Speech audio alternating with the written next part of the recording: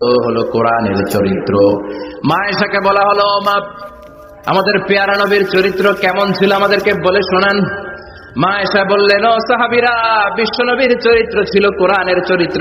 কানা খুলুকুহু আল কোরআন, বিশ্ব নবীর চরিত্র ছিল কোরআনের চরিত্র।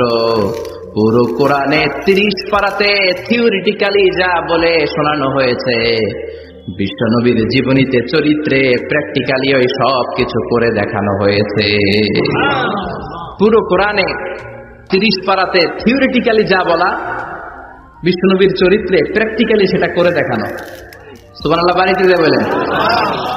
আবার বিশ্ব নবীর আরেক স্ত্রী উম্মে সালামা বলতেন, ইনদামা ইয়ামশি রাসূলুল্লাহ আলাল আরদি কাআন্নাল কুরআনা ইয়ামশি আলাইহি, যখন বিশ্ব নবী রাস্তার উপর দিয়ে হেঁটে যেত, মনে হয় কোরআন শরীফটা রাস্তার উপর দিয়ে হেঁটে হেঁটে যায়। কোরআনুল কারীম রাস্তা দিয়ে হেঁটে হেঁটে যাচ্ছে, মনে হচ্ছে যে এটা বিশ্ব নবী নয়, এটা জীবন্ত কোরআন। পড়েন আল্লাহু আকবার।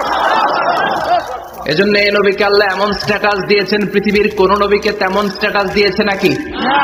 এই নবীকে আল্লাহ এমন মর্যাদা দিয়েছে, গোটা বিশ্বের কাউকে এমন মর্যাদা দিয়েছে নাকি? এমন কিছু গুণাবলী, ক্যারেক্টারিস্টিক্স আল্লাহ বিশ্ব নবীকে দিয়েছে, পৃথিবীর কোন নবীকে সেগুলো দেয় নাই। সুবহানাল্লাহ।